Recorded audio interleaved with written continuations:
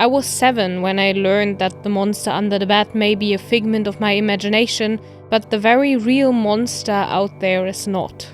Little Nightmares, REANIMAL, Bramble.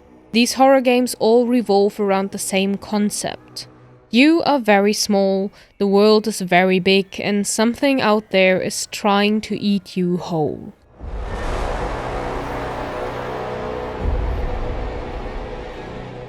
At this point, it's almost become its own subgenre, hasn't it?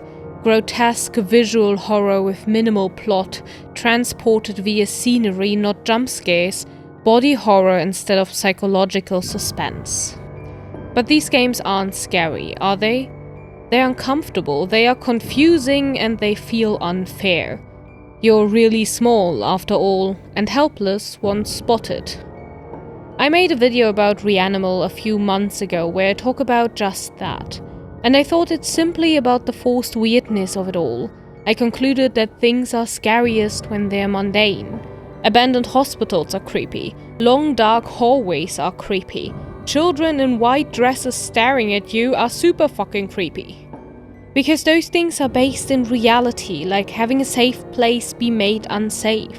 The stalker inside the house trope, the monster under the bed, the sanctity of our homes desecrated by something lurking in the dark.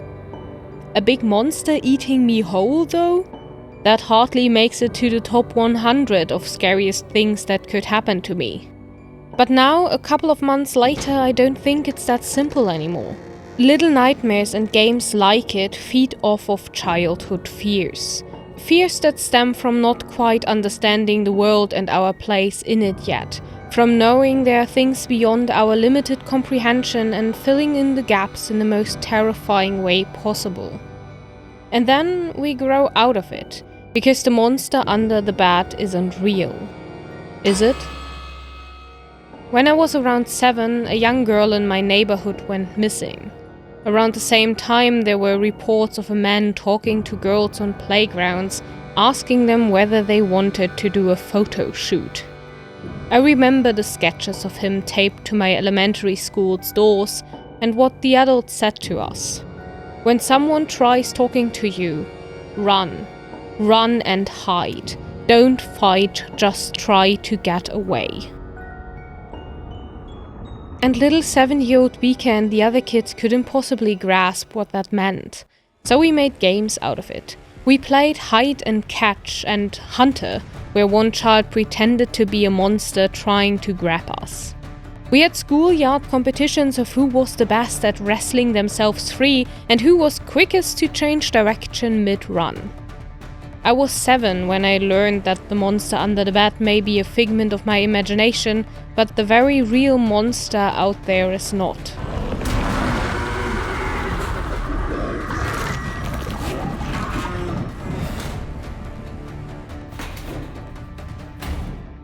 I was 7 when I learned the necessary skill set to play these games. There is this scene pretty early on in REANIMAL where you walk through a train car. You see a man outside the window, you hear his heavy footsteps, the labored breathing, the door opening, him stepping inside, the music swelling to signal danger, and at this point I was long hidden under the benches. I know how to play this game. Because although the photoshoot guy probably isn't interested in me at 26 anymore, there are other monsters that still are. This scene tried to invoke a fear in me that is so deeply ingrained as a part of my life that I recognized the signs and acted accordingly before I even got a chance to be scared.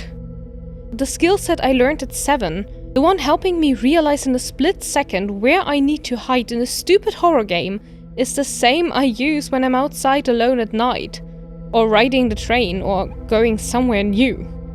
There is no novelty for me in feeling small and helpless. The nonsensical childhood fear has transformed and morphed over the years, but it isn't gone.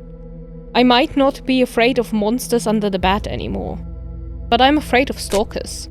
I'm afraid walking the dog at night. I'm afraid when I'm on the train and the only one in my compartment is a middle-aged man who may or may not be watching me in the window reflection.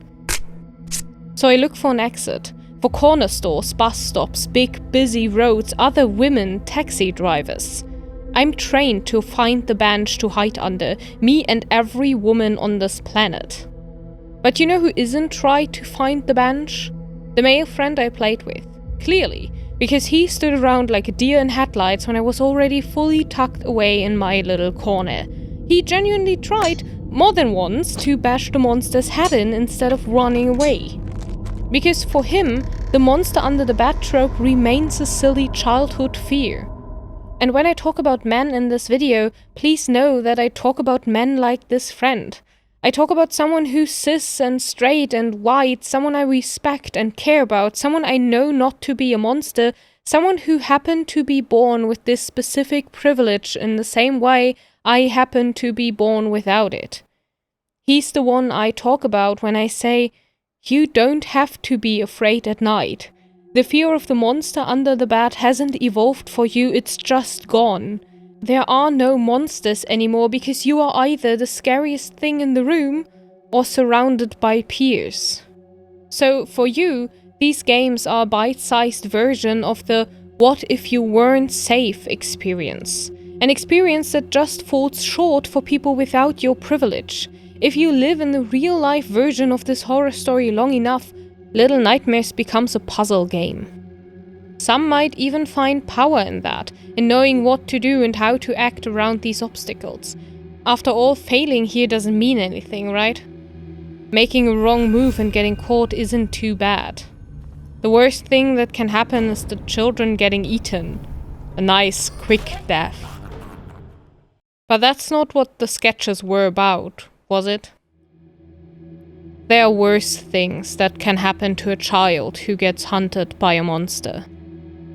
Games would never insinuate a threat like this. Horror games fade to black the moment you get caught. Even games with gory death scenes never depict the prolonged horrors women face when the monster catches up to them.